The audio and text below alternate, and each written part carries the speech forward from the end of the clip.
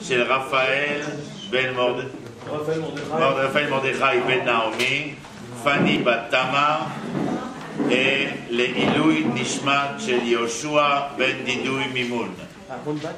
תהיה נשמתו צרורה בצרור החיים. Voilà, si vous êtes prêts. Et Aaron Batlia. Refouach Lema. Refouach Lema. Aaron Batlia. Aaron Batraya, qui est Refouach Lema. Batel Batrivka. Raphaël Batrivka. On y va. Et que pour tous les Cholé Amo Israël, Shilem Refouach Lema, Nismam Surot Tovot, Yeshurot Benechamot. Bon, ne me transformez pas en baba, sinon je vais. 66, c'est quoi? Page 66. C'est quoi? Attendez, c'est moi qui me suis trompé alors. C'est moi qui me suis trompé.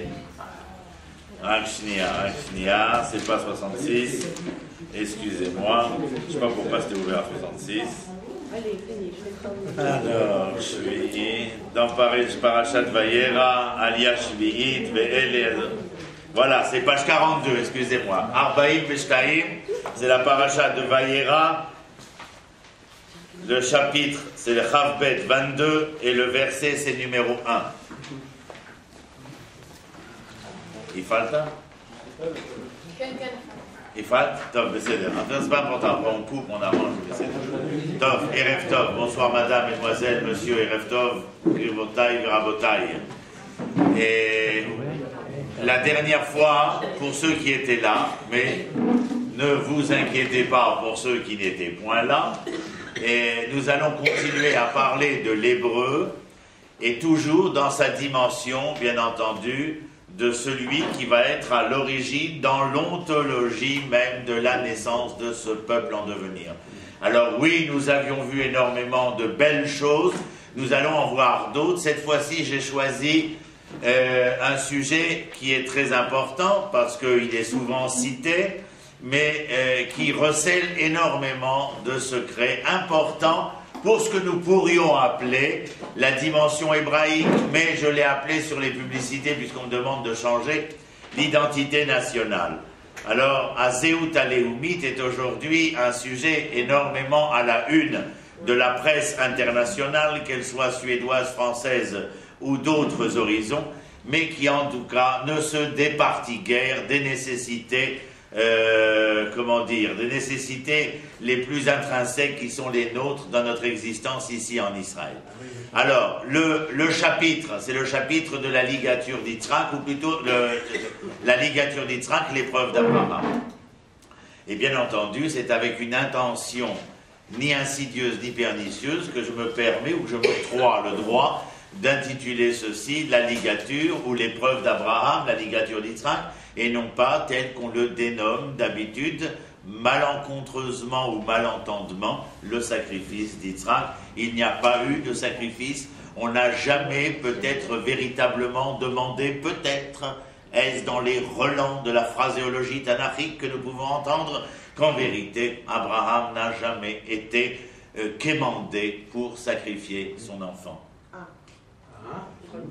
Alors C'est pas notre sujet. Mais je dis simplement des choses, on va étudier. 2 secondes. Ça va, vous vous habituez à mon français? Vous avez cédé café? Non, mais c'est partout pareil. Hier soir, c'était à Beersheba, machin, mais c'est tous les soirs la même chose, mais il faut vous habituer. Nous sommes là pour étudier, pour grandir, être et devenir. Nous refusons, de toutes les manières qu'il soit, de traiter la Torah dans sa dimension la plus infinitésimale qu'il soit, c'est-à-dire dans le sens ras des pâquerettes, comme on dit en français. Ce qui nous intéresse, c'est l'historiosophie de cette histoire qui nous a été transmise, de cette Torah qui veut dire enseignement et que Dieu nous en préserve ne veut pas dire religion. Réduire la Torah à la dimension de religion et lui faire perdre toute l'essence qu'elle recèle dans le sens de l'histoire, des leçons de l'histoire, et de la responsabilité collective auquel nous sommes référents concernant le projet divin auquel nous avons accepté d'adhérer pleinement. C'est donc à des êtres intelligents, réfléchis, émotionnels et passionnels que la Torah s'adresse. Et faites-moi un grand plaisir, et ce n'est pas par prétention que je dis ça, Vous savez que je suis un rescapé, je n'ai que 4 ans, donc j'ai des propos d'enfant. Est-ce que j'ai ressuscité le 18 janvier 2006, pour ceux qui ne le savent pas, puisque j'étais mort à 13h41. Et c'est donc par ce devoir-là que j'ai décidé de reprendre le bâton de mendiant et de parler. Mais si parler, alors bien parler, de bonne aloi, avec les lettres de noblesse qui sont les nôtres. Et je refuse de me rabaisser au rang de serviteur ou de malandrin quel qu'il soit. Que ce soit clair. Alors nous allons rentrer dans le texte toranique. Vous ne voulez pas vous mettre en face, parce que je vais être un peu torticolis, moi, à force. Déjà, les dames sur le côté, je ne sais pas pourquoi, il ne faut pas. Ça aussi, c'est une mauvaise conception, que vous ayez besoin de vous sentir de côté. Vous devez être en face. Car bien avant Aragon, je vous l'ai déjà dit, vous étiez l'avenir de l'homme. Et donc c'est en face de l'histoire que l'avenir se déroule. Non, c'est simple, je vous dis ça comme ça. Mais refusez totalement d'être les à-côtés ou les bas-côtés d'une histoire. Mais c'est simple, parce que je ne veux pas que les choses soient déterminées. On a une sale manie aussi chez nous, c'est d'essayer toujours de comprendre les mouvements et le propos de l'être. Les mots que vous employez vous signifient, mais dans vos gestes aussi. Alors je refuse que les femmes se mettent de côté. On fait un cours mixte, d'abord elles sont à gauche et les hommes à droite, mais on se voit, on se regarde dans un face-à-face. Donc c'est ça, bon, ne vous angoissez pas la vie pour ça. Donc on continue, on coupera. Non, restez là, c'est l'air. Comme ça j'ai l'horizon de ma fille de temps en temps. Je commence. Parachat de Vayera. Vayachar advarim haele vaelokim nisa et Abraham vayomer elav Avram vayomer hineni.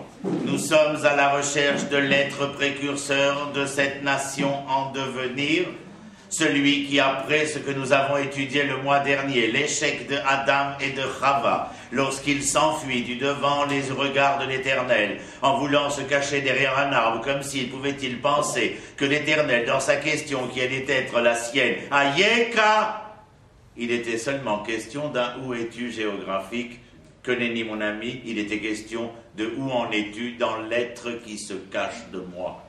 Et c'est cet être-là que je voulais voir. L'échec se perpétuera avec Caïn et Abel lorsque l'un sera le premier-né, inconscient de la raison d'être de l'autre, puisqu'étant le premier-né, et le second être moral par origine, puisque conscient de l'existence de l'autre.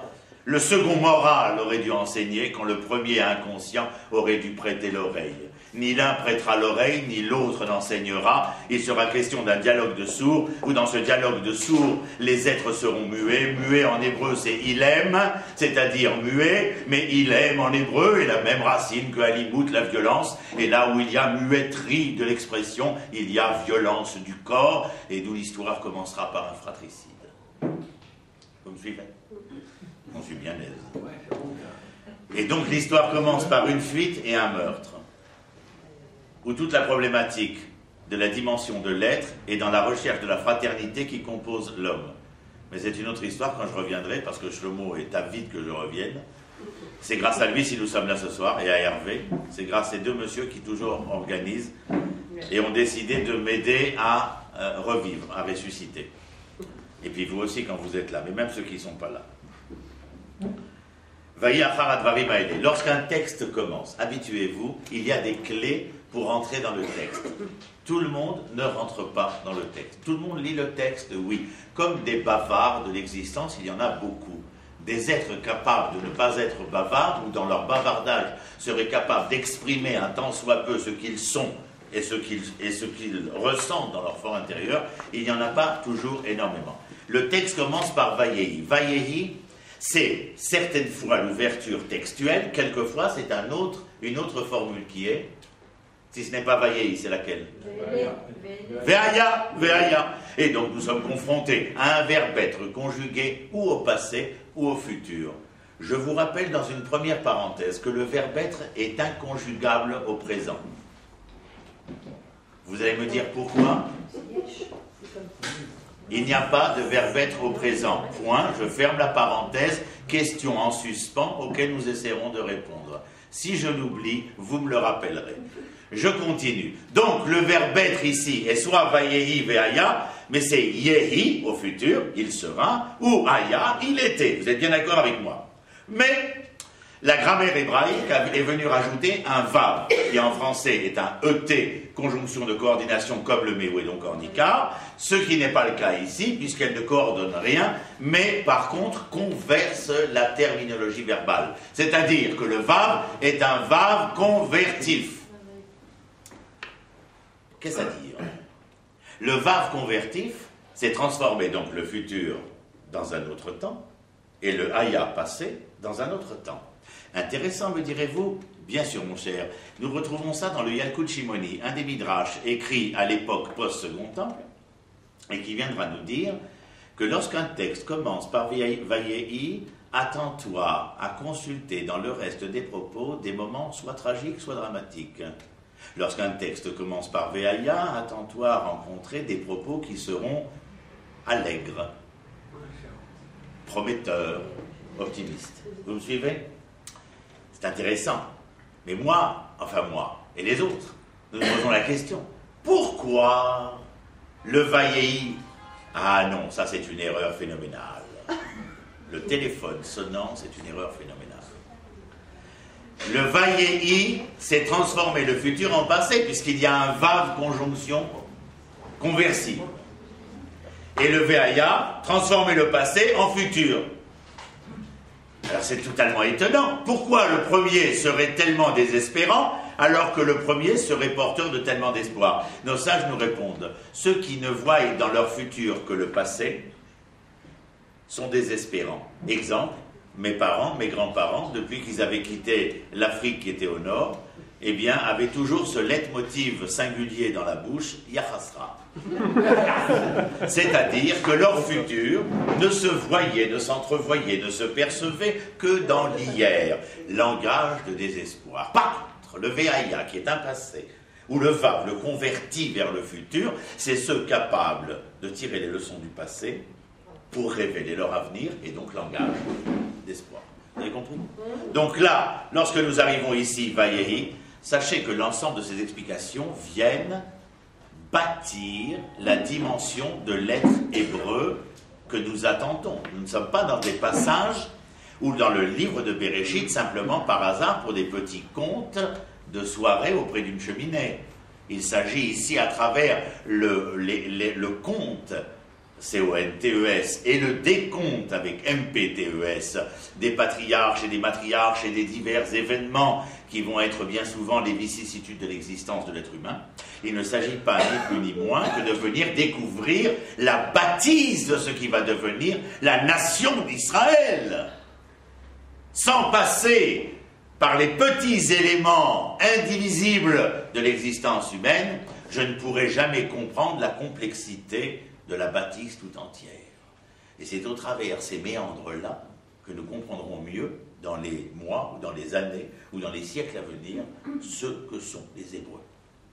Donc le texte ici s'ouvre, nous nous attendons à quoi? À ce que dans les termes qui vont suivre, eh bien, on nous apprenne une mauvaise nouvelle, entre guillemets, si je peux m'exprimer ainsi. Il est écrit, ce fut après ces choses-là. En hébreu, dvarim, c'est intéressant. Davar, c'est la parole. Davar, c'est la chose. Mais davar, c'est l'événement. C'est-à-dire, divrei ayamim. Divrei ayamim. Ce sont comme si les événements étaient la manière qu'avait l'histoire de s'exprimer. La reine, on appelle ça dvarim. Les annales. Les annales, absolument. Vous avez bien raison, avec un S. Et bien entendu, si l'événement est aussi la chose et la parole, c'est bien évidemment que chacun des éléments de cet événement est porteur d'une expression, c'est-à-dire d'un enseignement particulier. Et ce fut après ces événements-là qui nous ont exprimé quelque chose. Donc nous ne savons pas encore vers où nous allons, mais nous savons que nous allons vers quelque part, mais le texte nous ramène en arrière en nous disant ce que nous allons découvrir dans quelques instants, ne peut pas être séparé de ce que nous devons savoir d'avant. Or, qu'est-ce qu'il y avait avant? Il faut que je continue un tout petit peu. L'Éternel va mettre à l'épreuve Abraham. Si j'essaye de bien me rappeler, cet Abraham a eu nombre de problèmes. Il a eu d'ailleurs 9 épreuves qui ont précédé cette nouvelle épreuve-là. La plus grande des épreuves, pour moi, qui a trait à Abraham, Et le fait d'avoir rencontré l'amour de sa vie, de lui avoir fait une déclaration d'amour que nous avions vue ensemble dans les chemins du désert qui les amenaient vers l'Égypte, lorsqu'il a repris des vers de Prévert pour lui exprimer qu'elle avait de beaux yeux. Mais ce qui manquait, c'était que cette relation d'amour puisse être porteuse de fruits. Que nous appelons le fruit de l'amour. Et bien entendu, ça, c'est une épreuve essentielle pour Abraham. Après ces événements-là, si l'Éternel veut mettre à l'épreuve Abraham, c'est à ce sujet-là. D'ailleurs, nous le savons, puisque le texte que nous allons étudier se rapporte principalement à la relation de l'injonction divine vis-à-vis d'Yitzhak et vis-à-vis d'Abraham. Le rapport triangulaire entre l'Éternel, Yitzhak et Abraham. Et donc, il y a ici, quelle chose s'est passée précédemment qui sont significatives? Le fait que j'ai attendu le fruit de cet amour, qu'un jour j'ai reçu la réponse que j'allais être porteur, nous allions être porteurs de cet enfant, et donc pour nous, cet enfant représentait quelque chose de cardinal. Et s'il était tellement cardinal, si on voulait mettre à l'épreuve Abraham, on le mettrait à l'épreuve de cet enfant-là. Et nous allons le voir. Je vous passe les tragédies de l'histoire où les hommes cruels mettront les femmes héroïnes de l'histoire à l'épreuve de leur enfant. L'Égypte que nous venons de quitter dans les dernières semaines, où on ne parlera pas de torturer femmes et hommes.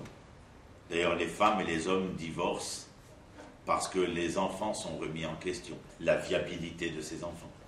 Il faudra qu'une petite fille du nom de Myriam vienne remettre en cause son père Amram et sa mère Yochebed pour leur dire « Vous êtes encore plus cruels que Pharaon si lui décidait de tuer vos garçons. En divorçant, vous veniez rendre eschatologique l'histoire des filles et des garçons. » Alors, bien entendu que les enfants servent toujours d'une certaine manière à mettre à l'épreuve leurs parents. Rien n'a changé jusqu'à aujourd'hui. Nous le voyons avec les enfants, surtout au moment de l'adolescence. Ils sont les enfants de l'épreuve. Il y a marqué Vaelokim, Nissa et Abraham. Qui met à l'épreuve? Pourquoi est-ce que des fois il y a un trait entre le et et Abraham? Pourquoi en hébreu c'est pas et à Abraham? Ça, et Abraham. Le trait, non, j'ai aucune explication à te donner là-dessus. Je réponds qu'aux questions que je peux répondre. Comme je ne sais pas tout, au Hachem, ça nous permet de continuer d'apprendre. Vaïlokim Nissa. Qui met à l'épreuve Abraham? À Elohim. Mais on aurait pu dire Hachem. Mais si on avait dit Hachem Yud-Kevavke, c'était le côté miséricorde, c'est-à-dire, je dirais d'une certaine manière, le côté féminin, chaleureux, tendre, confortable. Alors que Elohim, c'est plutôt le pôle masculin, la justice, le droit, la rigueur. Celui qui met à l'épreuve ne peut pas être celui de l'amour et du confort. C'est en général le père qui, dans sa justice, sa rigueur et son droit, met à l'épreuve les enfants. Alors il est écrit ici, Vaïlokim Nissa a mis à l'épreuve. Quel est le verbe pour signifier l'épreuve? C'est l'énassot. Mais l'énassot, la racine de l'énassot, c'est nes. Nes, ce n'est pas le miracle. Nes, c'est l'étendard. Lever le, comment on dit en français? Le drapeau. Ouais, lever du drapeau, non mais aussi, bon, bref. Hisser le drapeau. Nes, la racine, c'est l'étendard. Ce qui veut dire que lorsque vous employez le verbe l'énassot, mettre à l'épreuve, il y a dans sa racine la signification de l'étendard. Ce qui veut dire que vous mettre à l'épreuve, c'est vous mettre dans une situation où il faudra que vous vous transcendiez, que vous vous suréleviez par rapport à vous-même. C'est la raison même de l'épreuve. Mais qui met à l'épreuve? À Elohim, c'est-à-dire tout ce qui est le droit, la rigueur et la justice. Va Elohim Nissa et Abraham. Que veut dire ce et là, Rachel? Ce et signifie chez Rashi le multiple, mais chez le Ramban, Rabbi Moshe ben Nachman, il signifie l'essence. Qui est mis à l'épreuve? Est-ce que Abraham est mis à l'épreuve? Qui est Abraham? Et Abraham. C'est selon l'explication du Ramban. L'essence même d'Abraham qui va être mise à l'épreuve. Comment? Eh bien, nous allons le voir. Mais il faudrait savoir, si tu t'appelles Elohim, il ne faut pas dire Vayomer. Il aurait fallu dire Vaïdaber. Pourquoi? Parce que le Dibour, c'est la Shon Kasha, et la Amira, c'est la Shon Raka. Le Dibour, c'est un langage de rigueur, alors que la Amira, c'est un langage de tendresse. Lorsque j'ai envie de dire de belles choses à ma dulcinée, en général, Ani Omer. Lorsque j'ai envie de mettre à l'épreuve mon garçon, Vaïdaber Abba. C'est clair? J'essaye d'être un peu métaphorique pour essayer d'expliquer. Bon. Vaïlokim Nissa et Abraham, l'essence d'Abraham, Vayomer Elav. As Vayomer, c'est un langage de tendresse, il s'adresse à lui, mais en allant vers lui. Vous avez compris? Vayomer Elav. El, Oto Adam. Lorsque je parle à quelqu'un, je vais vers lui. Mais c'est dans un langage de tendresse que je vais vers lui. Car si j'avais employé Vaïdaber, j'aurais dû assurer ma position. De manière générale, on trouve Vayomer El. Vayomer Elav, Abraham. Donc il l'interpelle. Vayomer Elav, Abraham. Et que répond Abraham à ce moment-là? Abraham répond Hineni. Il n'y a personne dans l'histoire, vous vous rappelez? Adam, Chava, la fuite. Caïn, Abel, le fratricide. Hanor est tellement beau et tellement propre que l'Éternel, à l'âge de 36 ans, l'enlève de la surface de la terre, où les autres continueront à vivre des centaines d'années, mais ne réussiront pas à construire un monde meilleur. Jusqu'à Noah, qui est d'ailleurs très gentil comme garçon, d'ailleurs il porte son nom, confortable. Il s'appelle Noah, il est confortable, il ne dérange personne. Alors on va tout recommencer à partir de lui, mais en vérité, il n'a pas de responsabilité collective. Personne à l'appel de l'Éternel jusqu'à Abraham. Les 20 premières générations de l'existence humaine après la création de l'homme ex nihilo, 20 générations après, l'homme répond Iné, Ani. Ineni, Iné, Ani. Voici qui? Ani. Ma c'est Ani? C'est Ani Kouli. Ineni, Ani Kouli, ça veut dire moi et tout ce qui est moi. Pas les bras seulement, mais tout ce qui est en moi et qui fait que je suis moi. C'est Ineni, c'est le premier homme qui répond. Vayomer Ineni, Vayomer. Et là, la phrase que nous allons lire, nos sages nous enseignent qu'elle est sans ponctuation alors qu'elle nécessite ponctuation. Alors nous allons la lire et la ponctuer, car dans la ponctuation, nous allons lui donner son rythme, son temps et sa mesure pour en faire, bien entendu, pour faire entendre, bien entendu, une musicalité particulière. Je lis. Vayomer karna et bincha. Virgule. Pourquoi virgule, nous dit le Midrash Rabbah? Eh bien parce que Abraham réagit. Pensiez-vous que parce qu'il a dit « Ineni », alors il accepte tout ce qui est dit? Nous connaissons le bonhomme Abraham. C'est un homme qui remet en question un certain nombre de choses, même lorsqu'il s'agit d'en finir avec la crapulerie humaine qui est révélée à Sodome et Amora, à Sodome et Gomorrhe. Abraham n'accepte pas a priori de solution finale, quelle qu'elle soit. C'est un révolté, mais vous le saviez, il était déjà révolté enfant, lorsque son père Térar, un des premiers grands théologiens de l'Empire sumérien, dans ce terroir de Chaldée, est la ville éphémère des illusions, Ur-Kasdim. Il brise toutes les idoles, le petit. Et le père revenant, lui demande qu'est-ce qui s'est passé, le petit de dire, papa, la grande idole a détruit toutes les idoles. Mais même quand il va être amené devant Nimrod, Nimrod n'arrivera pas à faire dire à l'enfant autre chose que ce que l'enfant a envie de dire et de transmettre. C'est cela d'ailleurs qui l'amènera dans les fournaises de Ur-Kasdim, où son frère Héran perdra la vie. C'est un homme, un jeune homme qui est à la recherche, bien sûr. Vous vous rappelez, lorsqu'il regarde le ciel, il s'interroge toujours, bien avant d'entraîner, si le soleil a rendez-vous avec la lune ou pas. Et la lune n'avait pas rendez-vous avec le soleil, et donc il se posait des questions. C'est un être de sagesse, d'intelligence. Nous dirions un chacham, oui, mais seulement que traduire par chorma, par sagesse ou intelligence, serait malvenu, mal opportun. Alors que chorma, nous dit le Maharal de Prague au XVIe siècle, dans son livre Netzar Israël, il nous dit que chorma, c'est composé des lettres de koachma, la force du quoi. L'homme est sage ou intelligent parce qu'il a la force du quoi. Ce n'est pas dans vos réponses que nous vous retrouvons, c'est dans vos questions. Car lorsque la question est suffisamment bien posée, il y a déjà une grande ou toute ou partie de la bonne réponse. Et donc, Abraham est Koachma. Et donc ici, il dit Ineni, Nahon. Il y a marqué Ineni, mais juste après, il y a marqué Karna et Bincha, Midrash Rabbah, virgule. Pourquoi? Eh bien, parce qu'Abraham dit lequel? C'est une bonne question. Prends ton fils. Il demande lequel? Vous savez très bien pourquoi. Il a un fils de Hagar et il a le fils tant attendu chez Sarah. Le texte continue. Et Yechidecha, ton unique, virgule. Question. Ils sont tous les deux uniques à leur mère. Mais ils sont tous les deux uniques. Alors le texte continue. Hachem Ahavta, virgule. Désolé mon cher, je les aime tous les deux. Je les aime tous les deux. Ils sont uniques tous les deux. Et j'ai 2 enfants, pas un. Alors, la phrase se continue. Asher Ahavta et Yitzhak. Qui dois-tu prendre? Et Yitzhak. L'enfant Yitzhak, certainement. Mais plus que l'enfant Yitzhak. Vous avez vu pourquoi? Dites-le-moi pourquoi. Et.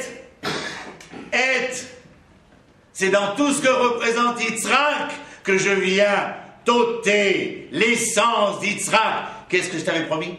Ki be Yitzhak ikare zarecha. Par Yitzhak, ta descendance sera dénommée. Donc ton avenir est assuré.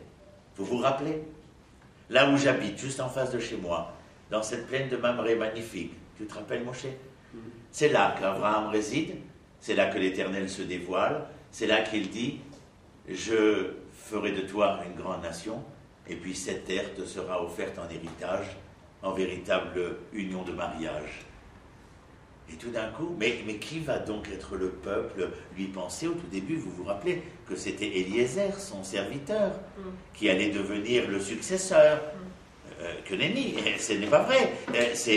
Sa femme aurait un enfant, le fruit de leur amour.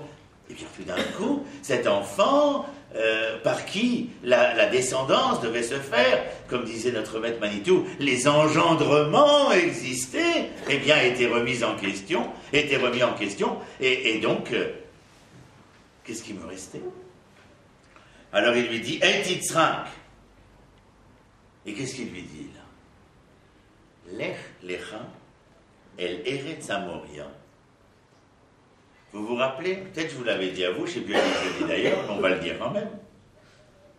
Lech lecha, c'est la 2e fois. Vous avez fait attention? Ça fait 2e fois qu'on a dit. On n'a pas compris la première fois.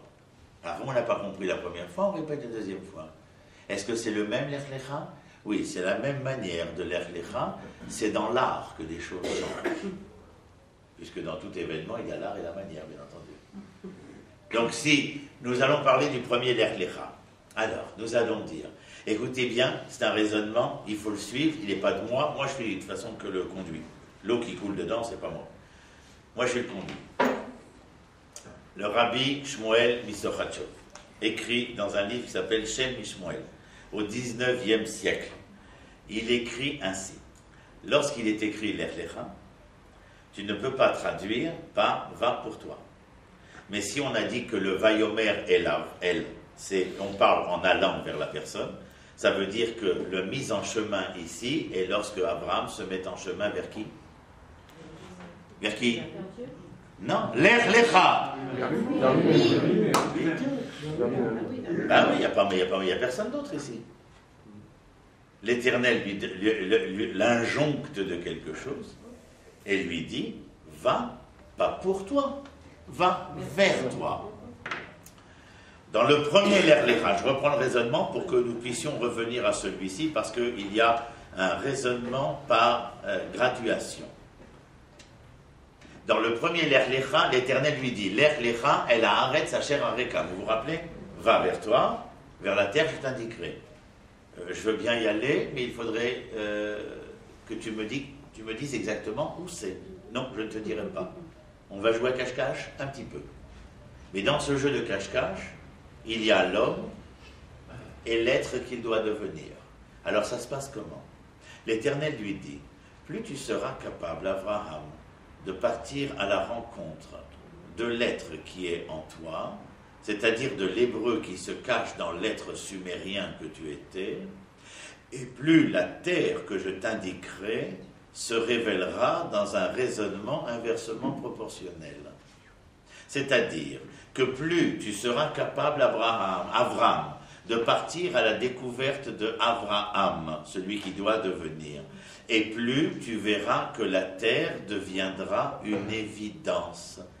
C'est-à-dire que le chemin qui te mène vers toi t'amènera inexorablement vers la terre que moi je n'avais décidé que de t'indiquer. Est-ce que c'est clair? Je vais essayer de transformer la chose en vous disant, lorsque des gens que vous rencontrez, surtout pendant les mois de juillet et d'août, il y a ces espèces de spécimens ineptes qui viennent nous visiter, et alors ils sont là à se trimballer comme des touristes qui sont, sans assurance d'ailleurs, mais ils viennent ici se touristiquer.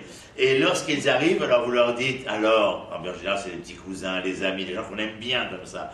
Et quand on aime bien, on veut bien être proches les uns des autres, enfin c'est la nature en général. Et alors vous leur dites, et puis vous dites, non, pas maintenant, tu vois Israël, enfin pas d'un coup fin, toute leur petite histoire, dormir debout.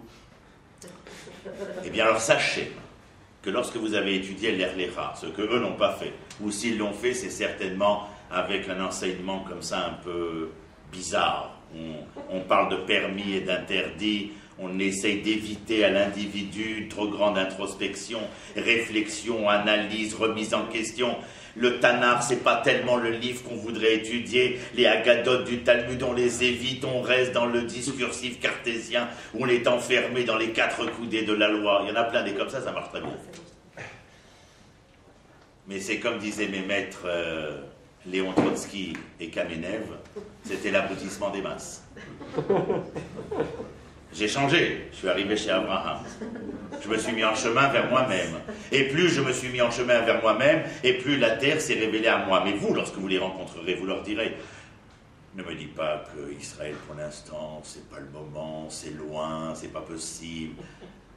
C'est pas toi qui est loin de la terre, c'est pas la terre qui est loin de toi, c'est toi qui es loin de toi-même. C'est la raison pour laquelle la terre se fait aussi lointaine.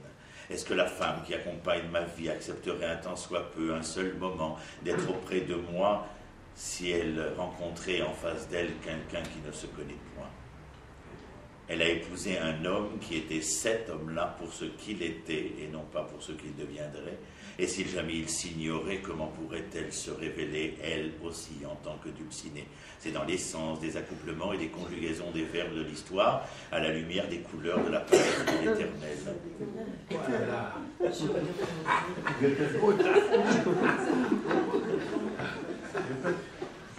Vous comprenez? Quand on va aller dormir ce soir, comment il m'a dit, 2 femmes à Ashdod, on est sortis du cours, on se sent comme des princesses. C'était justement le but, madame, de vous faire de vous des êtres nobles, et d'arrêter de sortir des cours en vous sentant coupable.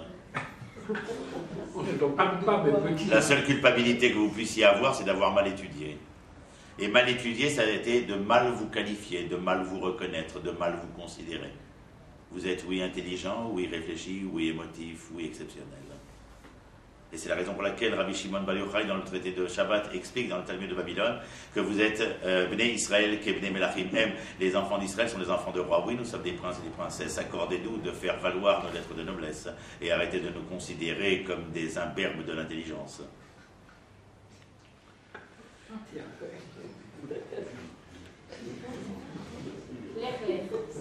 L'Erlecha.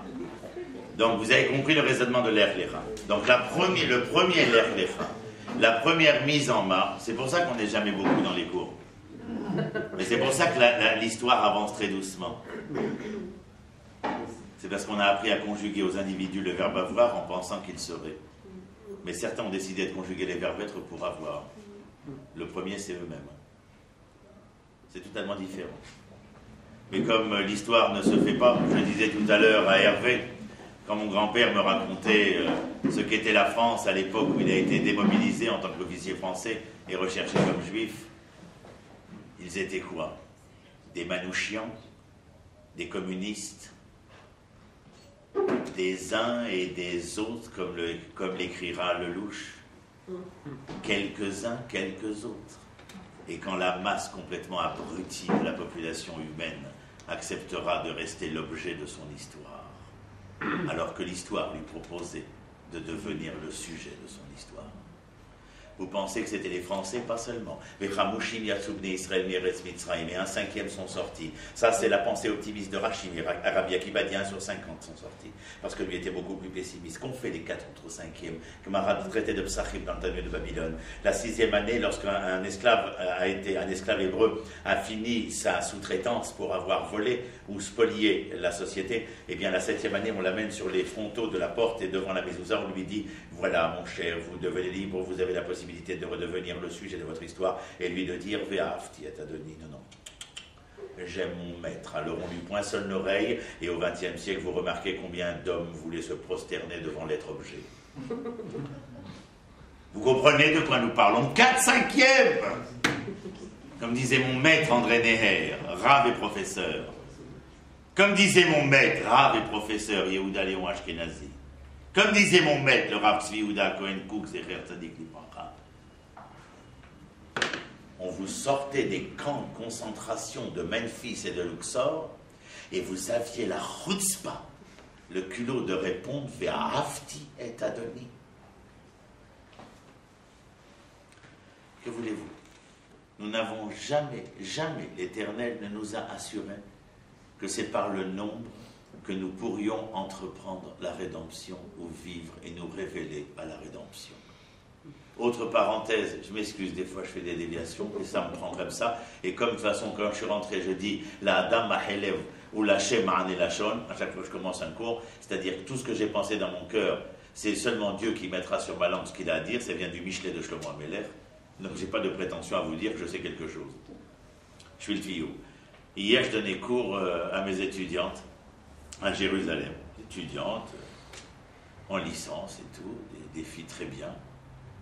Et nous parlions justement de cette époque de Cyrus, la fin du Tanakh, le dernier passage. Et nous voyons que Cyrus, le Goy, a fait un rêve où il permet aux enfants d'Israël de rentrer en Eretz Israël. Qui suit Zorovavel, puisque c'est lui, Zorovavel, qui le premier va emmener les Juifs, 42 000. Avec Ezra, 1500.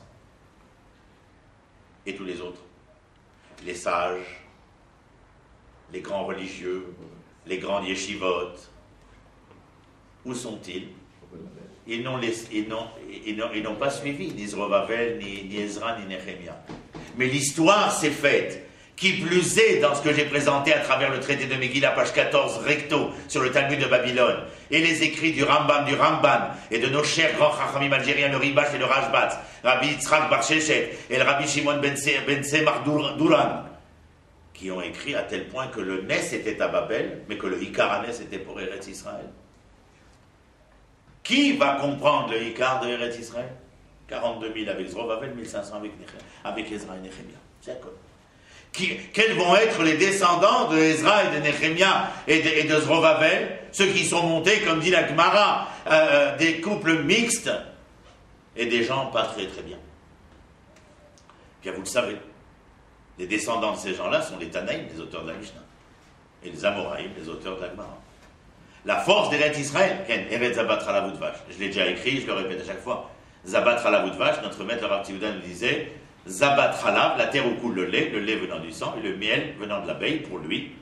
C'était donc une terre capable de transformer l'impur en pur, pour ceux qui y montaient. Ceux qui en partaient étaient devenus totalement impurs, comme toutes les vomissions de l'histoire. Car si la terre dit, que la terre vomit ses habitants, et que nous sommes conscients que l'homme et la terre sont d'une même racine étymologique, lorsque l'homme mange un produit avarié, les conséquences physiologiques sont connues de nous tous. Mais c'est la même chose pour la Terre. Ce qui se passe dans le microcosme de l'homme se passe dans le macrocosme de la Terre. Ne pensez jamais autrement. Et n'ayez pas peur de dire les choses. Si M. David Ben Gourion, qui n'avait rien d'un grand orthodoxe, a eu le courage de défier l'ensemble des nations et de déclarer la naissance de l'État d'Israël, alors que tout le monde lui interdisait et lui conseillait de ne pas le faire. La terre, lorsqu'elle a donné son fruit avec abondance, comme il est écrit dans la Gemara de Sanhedrin, page 98 recto, dans le traité de Babylone, lorsque la terre a donné son fruit, oui, les enfants d'Israël revenaient, oui, nous avons vu les avocats, oui, nous avons vu les oranges, oui, les étiquettes portant le nom de Jaffa, oui, les bateaux rentrés dans le port de Haïfa avec les rescapés de la Shoah, oui, la terre donnait son fruit quand mon peuple était proche de revenir, oui, nous avions raison. Qui avait raison? Les révolutionnaires, ceux qui avaient quitté le bolchevisme. Ceux qui avaient décidé de repartir à la recherche de cet Hébreu qui se cachait dans le youpa qu'il était. Ce sont ces hommes-là qui ont fait la révolution. Ce sont grâce à ces hommes-là que je peux dire à ma fille tout à l'heure, à son maître, à Anana, Ishtabar Shmola, regarde cette quantité de voitures. Si on avait dit à mon grand-père, ton petit-fils sera en chemin pour enseigner la Torah, et bloqué dans les embouteillages de Tzomet Ra'anana, à Bergen-Belsen, qu'est-ce qu'il aurait dit? C'est pas possible. C'est pas possible. Mais l'Ech Lecha, j'étais obligé de faire toutes ces parenthèses parce qu'à chaque fois que j'entends le mot l'Ech Lecha, je sursaute. À chaque fois que j'entends le mot l'Ech Lecha, je sursaute. Parce qu'il y a tellement d'inconsidération concernant l'étude de cette terminologie-là. Et comment même des juifs peuvent venir quelquefois et fourvoyer les entendements de l'écrit. Vous vous rappelez? C'est pas moi qui l'ai dit, c'est dans le désert. Moshe, on ne veut pas rentrer. Où vous voulez pas rentrer? À la maison. Pourquoi? Parce qu'on se souvient de l'Égypte où coulait le lait et le miel. Vous vous rappelez les propos de Dotan et Aviram? Comme on dit chez moi en anglais, vous vous rendez compte? Ils ont été racontés que là où coulait le lait, le miel, la terre d'Égypte, là où on enterrait des enfants à la place des briques, c'est la terre où coulait le lait et le miel.